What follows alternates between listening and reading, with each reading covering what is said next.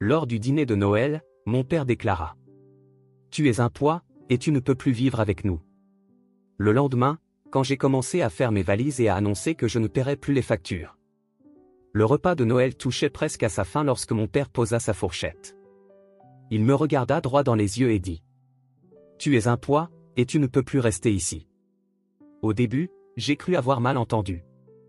Ma mère eut un rire nerveux, comme si elle n'était pas sûre qu'il soit sérieux. Mais lui, il resta là, à me fixer, attendant une réaction. Le silence envahit la pièce. Ma petite sœur, Lily, s'immobilisa, la fourchette suspendue à mi-chemin entre son assiette et sa bouche. Elle me lança un regard écarquillé, comme si elle ne pouvait croire ce qu'elle venait d'entendre. J'ai avalé le morceau de jambon que j'étais en train de mâcher, puis j'ai reposé ma fourchette. « Quoi ? Tu m'as bien entendu, répondit-il. Tu es resté ici bien trop longtemps. Il est temps que tu partes. » Je suis resté figé, essayant d'assimiler ce qui venait de se passer. J'avais 23 ans, un emploi stable, et j'aurais pu quitter la maison depuis longtemps, mais j'étais resté parce qu'ils avaient besoin de moi. Je payais l'électricité, Internet, presque toutes les courses, des choses qu'ils ne pouvaient pas se permettre, puisque mon père était au chômage depuis des années et que ma mère ne travaillait qu'à mi-temps. Je n'étais pas un poids. J'étais la raison pour laquelle les lumières restaient allumées dans cette maison. Et maintenant, soudainement, ils me mettaient dehors comme si je n'étais qu'un bon à rien. Ma mère finit par intervenir. On devrait peut-être en discuter plus tard. Mais mon père l'interrompit. Non, Eddie. C'est ma maison. C'est moi qui fais les règles. Et je dis qu'il n'a plus sa place ici. Lily posa sa fourchette. Elle n'avait que 16 ans, et on voyait bien qu'elle était terrifiée. Elle regarda nos parents comme si elle ne les reconnaissait plus. S'ils pouvaient me chasser aussi facilement, que signifiait cela pour elle? Je pris une grande inspiration. Je n'allais pas discuter ni supplier. S'ils voulaient que je parte, très bien. Mais ils n'étaient pas prêts à affronter ce que cela impliquait réellement. Je me suis adossé à ma chaise. Très bien, ai-je dit. Mon père se redressa, comme s'il venait de remporter une bataille imaginaire. Ma mère restait mal à l'aise, mais elle ne dit rien. Peut-être était-elle sous le choc, ou peut-être qu'elle ne tenait pas autant à moi que je l'avais cru. Je me suis levé, j'ai pris mon assiette et je l'ai portée à l'évier. Je ne voulais pas leur offrir la réaction qu'ils attendaient. À la place, j'ai regardé Lily, qui était encore assise là, tendue et confuse. J'ai fait un petit signe de tête dans sa direction. Elle était la seule, à cette table, qui comptait encore pour moi. Mon père a bu une gorgée de son verre, comme si rien ne s'était passé. Ma mère a recommencé à remuer la purée de pommes de terre. Lily continuait à me fixer, comme si elle voulait dire quelque chose, mais aucun mot ne sortait. Je ne suis pas resté pour finir le dîner. Je suis simplement parti. Sans un mot de plus. Cette nuit-là, je suis monté directement dans ma chambre, j'ai fermé la porte et j'ai commencé à faire mes bagages. Je n'allais pas perdre mon temps à essayer de comprendre pourquoi tout cela était arrivé. S'ils voulaient que je parte, alors je partirais. Mais cela signifiait aussi qu'ils allaient perdre tout ce que je payais. Et je ne comptais pas les prévenir. J'ai empaqueté mes affaires en silence, mais je pouvais les entendre discuter en bas. La voix de ma mère était faible, hésitante. Celle de mon père était ferme, comme s'il essayait de la convaincre de quelque chose. J'ai saisi quelques bribes. Il est assez grand maintenant. On va s'en sortir. Il aurait déjà dû partir depuis longtemps. 1 heure plus tard, Lily a frappé à ma porte. Je l'ai ouverte et elle est entrée, refermant derrière elle. Elle semblait furieuse. Ses yeux étaient rouges, comme si elle avait pleuré. C'était quoi, ce bordel? A-t-elle chuchoté. Je n'en sais rien, ai-je répondu en rangeant mon ordinateur dans mon sac, mais je pars demain. Elle a secoué la tête. C'est n'importe quoi. C'est toi qui paies tout. Ils ne peuvent même pas faire les courses sans toi. Ce n'est plus mon problème, ai-je dit. Elle a mordu sa lèvre, essayant visiblement de retenir ses larmes. Tu vas aller où? Je vais me débrouiller. La vérité, c'est que j'avais un peu d'argent de côté, mais je n'avais pas prévu de quitter la maison aussi brusquement. Il allait falloir que je trouve un endroit rapidement, peut-être squatter chez un ami pendant un moment. Mais je n'étais pas inquiet. J'allais m'en sortir. Non. Lily a hésité. Je pourrais. Elle s'est arrêtée. Je savais ce qu'elle voulait demander. Elle voulait venir avec moi. Mais elle était encore au lycée, et même si ça me brisait le cœur de la laisser derrière, je ne pouvais pas l'emmener. Tu sais très bien qu'il ne te laisserait jamais faire ça, ai-je dit. Elle a baissé les yeux. Je sais. J'ai terminé de faire mes valises, et elle est restée là, immobile, comme si elle ne voulait pas quitter la pièce. Finalement, elle a soupiré. Ils vont regretter ça. J'ai souri. Je le sais. Le lendemain matin, je suis parti avant qu'il ne se lève. J'ai descendu mes valises, tout chargé dans la voiture et jeté un dernier regard à la maison. Pas de tristesse, pas de regret. Juste du soulagement. Puis, en quittant l'allée, j'ai ouvert mon appli bancaire et j'ai supprimé mon nom de toutes les factures, électricité, internet, eau, même Netflix. Je payais tout. Sans moi, tout allait être coupé en un mois. J'ai souri, passé la première, et je suis parti sans me retourner. Les jours suivants, j'ai logé chez mon ami Jake pendant que je cherchais un endroit à moi. Son canapé était atroce. Son chien, Max, me fixait constamment pendant que j'essayais de dormir. Et son colocataire n'arrêtait pas de me demander si j'allais rester pour toujours. Mais rien de tout ça n'avait d'importance, parce que j'étais libre. Plus de factures pour une maison où je n'avais jamais voulu vivre.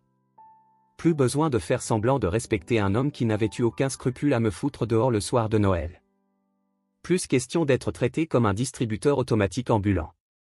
Pour la première fois, je faisais quelque chose pour moi. Puis, 3 jours plus tard, mon téléphone a commencé à sonner. Au début, j'ai ignoré cet appel manqué de ma mère, de mon père, ce qui était surprenant, puisqu'il ne m'appelait jamais, et quelques messages de Lily. J'ai ignoré tout. Jusqu'à ce qu'elle m'envoie ceci. Ils sont en train de péter un câble. L'électricité a été coupée. J'ai souri. Ils pensaient vraiment que les factures allaient se payer toutes seules? Puis un autre message est arrivé. Papa est furieux.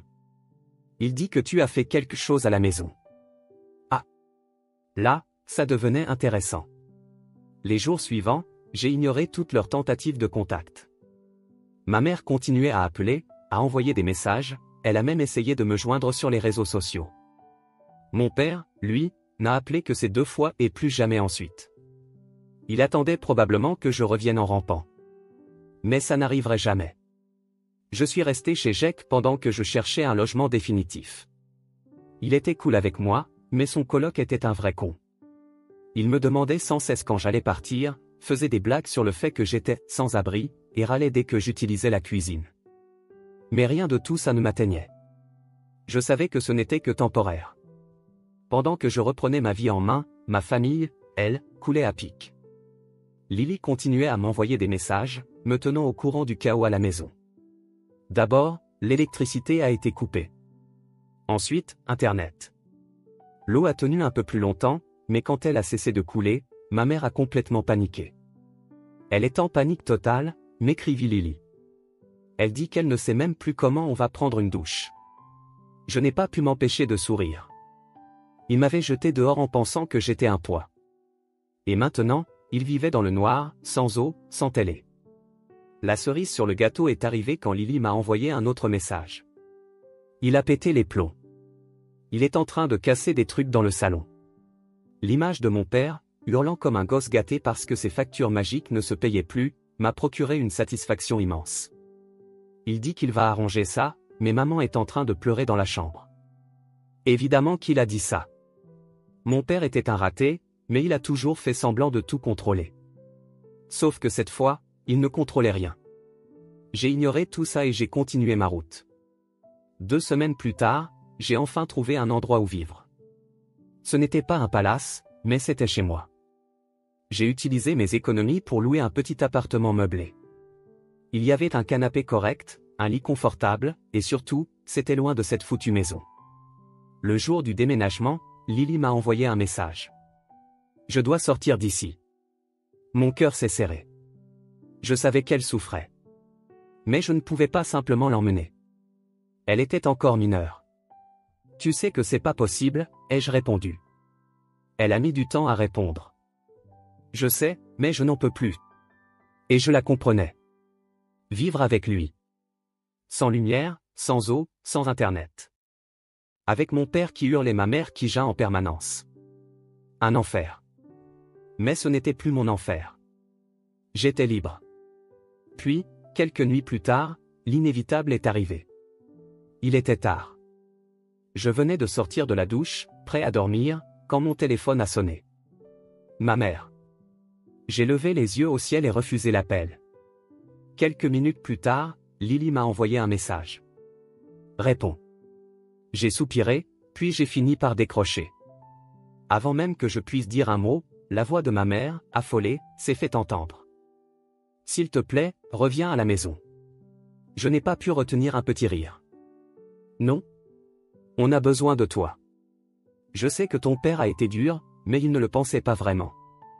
Il a dit exactement ce qu'il pensait, ai-je rétorqué froidement. Vous m'avez foutu dehors. Maintenant, débrouillez-vous. Elle a commencé à sangloter au téléphone. On n'y arrive pas, la maison tombe en ruine. Ça a l'air d'être votre problème. Ses pleurs se sont intensifiés. S'il te plaît, je sais qu'on a fait une erreur, mais, je t'en supplie. J'aurais pu avoir pitié. Mais non. Pendant tout le temps que j'ai vécu là, j'ai payé les factures, j'ai fait ce que j'ai pu pour aider. Et à la fin, ils m'ont traité comme un moins que rien. Et maintenant, ils voulaient que je revienne. Je n'étais pas stupide. Je n'allais pas recommencer. J'ai raccroché avant qu'elle ne puisse dire autre chose. Je me suis allongé dans mon lit et j'ai dormi profondément. Pour la première fois depuis des années. Sans que personne ne me traite comme un distributeur automatique ambulant. Dans les jours qui ont suivi, les appels ont continué. Ma mère suppliait, ma sœur demandait de l'aide. Et mon père? Eh bien, il n'a plus jamais essayé de me parler. Et puis, enfin, Lily m'a envoyé un dernier message. Il parle de vendre la maison. Ça m'a pris de court. Aussi inutile que fut mon père, je n'imaginais pas qu'il irait jusque-là. Vendre, ai-je répondu. Oui. Il dit que c'est plus possible. Maman a pété un câble, mais lui, il est déterminé. Ça m'a fait rire. Finalement, mon père était bel et bien aussi faible que je l'imaginais. S'il ne trouvait plus personne à manipuler pour payer ses factures, il abandonnait. J'aurais voulu ressentir quelque chose pour eux. Mais je n'ai ressenti que du mépris. J'ai éteint mon téléphone et je suis allé dormir. Mais au fond de moi, je savais que cette histoire n'était pas encore terminée. Les jours suivants, j'ai ignoré toutes leurs tentatives de contact. J'ai bloqué ma mère. Mon père ne m'a plus jamais rappelé. Et Lily, eh bien, elle a continué à essayer. Mais j'avais besoin de temps. J'avais besoin de laisser tout ça derrière moi. De me concentrer sur ma nouvelle vie. Sur mon petit appartement. Les choses commençaient enfin à se mettre en place. J'avais la paix. Le silence. Je pouvais dépenser mon argent pour moi-même. Mon salaire, qui disparaissait autrefois dans des factures qui n'étaient même pas les miennes, me permettait maintenant de m'offrir des choses que je n'avais jamais pu avoir. Je me suis permis quelques petits luxes. Je suis sorti manger dans de bons restaurants. Je me suis acheté des vêtements neufs. Je me suis même inscrit dans une salle de sport. La sensation de liberté était indescriptible. Mais je savais que ça ne durerait pas éternellement. 2 semaines plus tard, alors que j'avais presque oublié toute cette histoire, j'ai reçu un message d'un numéro inconnu. Faut que je te parle. C'est sérieux. C'était Lily. J'ai soupiré. Je savais qu'à un moment ou un autre, elle essaierait de me ramener dans le drame de la maison familiale. Mais quelque chose dans ce message sonnait différemment. Qu'est-ce qu'il y a? La réponse est arrivée tout de suite. La maison va être vendue. Papa est déjà en train de négocier avec un acheteur. J'ai lâché un petit rire. Pour moi, ça ne changeait rien. Et alors? Il vend tout. Même tes affaires. Je suis resté figé. Mes affaires? Oui. Ton ordi, ta télé, même ton lit. Il a dit que si tu ne voulais plus revenir, alors tu n'en avais plus besoin. J'ai senti une chaleur monter en moi. Une rage que je n'avais plus ressentie depuis longtemps. Ce salaud m'avait jeté dehors, tenté de me faire passer pour un bon à rien, et maintenant il se débarrassait de mes affaires, comme si je n'avais jamais existé. J'ai pris une grande inspiration. Dis-moi où habite l'acheteur. Lily a mis quelques minutes à répondre. L'homme était intéressé par la maison en entier, et il négociait déjà tout ce qu'il y avait dedans. J'ai attrapé mes clés de voiture et je suis sorti sans réfléchir. Le trajet n'a pas été long. En arrivant, j'ai vu un homme d'une cinquantaine d'années discuter joyeusement avec mon père, dans l'allée du garage. Je n'ai pas réfléchi. Je suis juste descendu de la voiture et je me suis avancé vers eux. « T'as perdu la tête ?» ai-je lancé, la voix pleine de colère. Mon père m'a regardé, surpris, mais très vite son visage a repris cette expression de mépris habituelle. « Ah, alors monsieur daigne enfin se montrer. Il n'y a plus rien ici pour toi. » L'acheteur nous a regardés, mal à l'aise. « Il y a un problème ?» Je l'ai ignoré et je me suis approché de mon père. « Tu n'as pas le droit de vendre mes affaires. » Il a ri. « Pas le droit ? Tu ne veux plus entendre parler de cette maison, donc tu n'as plus besoin de ce qu'il y avait dedans. J'ai payé chaque objet de mes poches. » ai-je hurlé. « Tu ne vendras rien de ce qui m'appartient. Si tu veux, tu peux les racheter. » Cette réponse m'a allumé de l'intérieur. J'aurais pu abandonner. J'aurais pu le laisser tout vendre et continuer ma vie. Mais non. Cet homme m'avait mis à la porte après des années à vivre à mes crochets, et maintenant il voulait tirer profit de ce que j'avais acheté avec mon propre argent? Non. Il n'allait pas s'en tirer aussi facilement. Très bien, ai-je souri. Vends la maison. Il a haussé un sourcil, surpris. Quoi? Vends-la, ai-je répété. Mais une fois que ce sera fait, tu n'auras plus d'endroit où vivre. Il a ri. Je vais m'acheter un appartement. J'ai souri de plus belle. Avec quel argent? Il s'est tu. Et là, il a compris. Il pensait vendre la maison et recommencer sa vie ailleurs avec cet argent. Mais il n'avait aucune idée de ce que j'avais déjà préparé. Dans les jours suivants, j'ai utilisé tout ce que je savais pour me venger.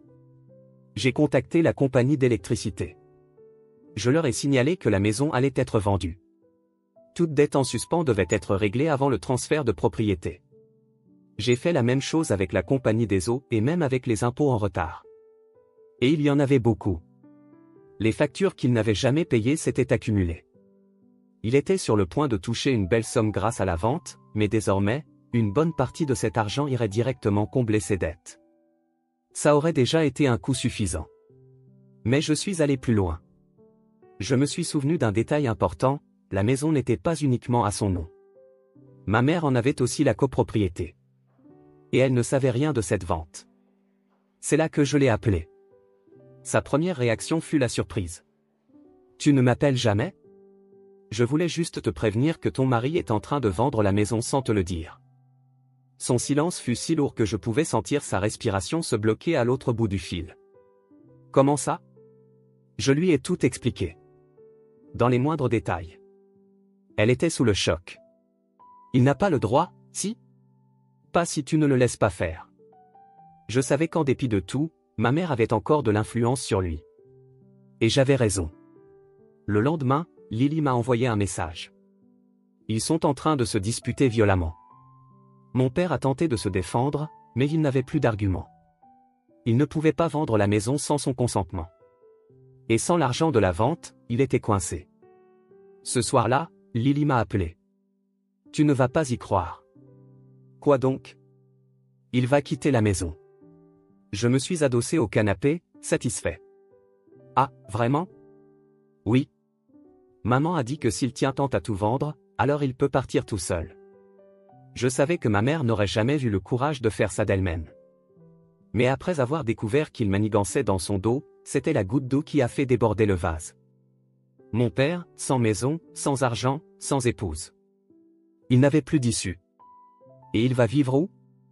Ai-je demandé, curieux. Lily a ri. Il appelle ses amis pour leur demander un canapé où dormir. J'ai éclaté de rire. C'était poétique. Pendant des années, il m'avait fait croire que j'étais un fardeau. Un poids. Et maintenant, le seul poids dans cette maison, c'était lui. « Tu as gagné, dit Lily en riant encore. J'ai juste fait ce qu'il fallait. Tu veux récupérer tes affaires ? J'y ai réfléchi un instant. Non. Laisse tout là-bas. J'avais déjà commencé une nouvelle vie. Je n'avais plus besoin de rien venant de cette maison. Ni des objets. Ni des souvenirs. La seule chose que j'avais emportée avec moi, c'était la certitude que jamais plus je ne laisserai qui que ce soit profiter de moi. Les mois ont passé, et j'ai poursuivi ma vie sans jamais regarder en arrière.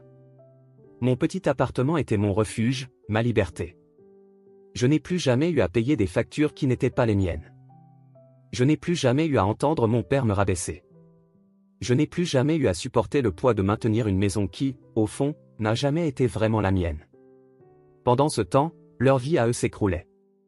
Lily me racontait tout. Après que ma mère l'a mis à la porte, mon père errait de canapé en canapé, quémandant un toit chez des amis qui, peu à peu, se sont éloignés. Personne ne voulait entretenir un homme d'âge mûr, paresseux, qui n'avait jamais rien fait pour personne. Sans argent. Sans emploi. Et sans la maison qu'il avait tenté de vendre en douce, il a finalement goûté à son propre venin. Le plus ironique ? Il a essayé de revenir vers ma mère.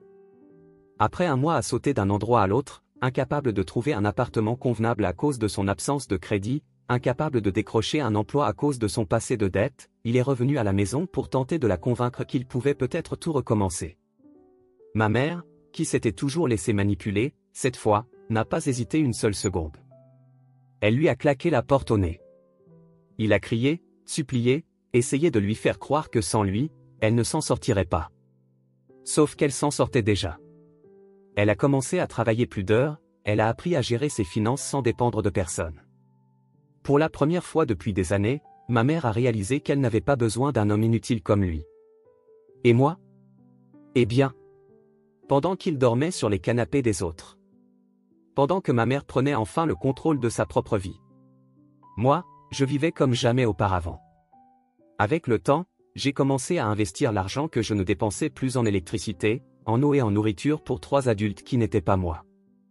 J'ai suivi des cours, appris à gérer mon propre argent, cherché à évoluer dans ma carrière. Et au fil du temps, j'ai obtenu une promotion. Dans ce même travail que mon père méprisait, en disant qu'il ne suffisait pas pour me faire vivre seul. Ironique, quand on pense que c'est ce salaire qui l'a fait vivre pendant si longtemps. Désormais, non seulement il suffisait, mais il me permettait de faire tout ce que je n'avais jamais pu faire avant. J'ai voyagé. Je suis allé découvrir des endroits que je n'avais jamais eu la chance de visiter, parce qu'il y avait toujours une facture à payer.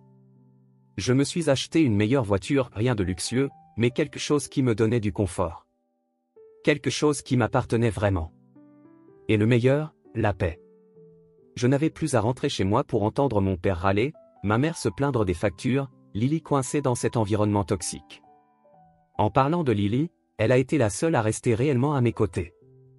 Nous sommes restés proches, et je l'ai aidée du mieux que j'ai pu sans la laisser tomber dans le même piège que moi. Je l'ai encouragée à étudier, à se préparer à quitter la maison dès que possible, pour ne jamais se retrouver dans la même position que moi. Et notre père ? Eh bien, après que ma mère lui a fermé la porte au nez, il n'a pas eu d'autre choix que de faire enfin face aux conséquences de sa propre vie. Sans argent. Sans amis prêts à le supporter. Sans emploi. La dernière nouvelle que j'ai eue de lui, c'est qu'il vivait à la charge d'un parent éloigné, quelqu'un qui ne savait pas ce qu'il était devenu et qui avait décidé de lui donner une chance. Mais je sais très bien comment ça va se finir. Il a toujours été un poids. Et ils finiront par s'en rendre compte. La maison où j'ai grandi est restée celle de ma mère. Elle a remboursé les dettes restantes avec beaucoup d'efforts et a réussi à stabiliser les choses sans personne pour tout lui pomper. Je n'y suis jamais retourné. Je n'en voyais pas l'intérêt. Le garçon qui est parti de cette maison la nuit de Noël, valise à la main, supprimant son nom des factures, ne s'est jamais retourné. Et non. Il ne l'a jamais regretté. Parce qu'au final, j'ai gagné. Et lui, il a tout perdu.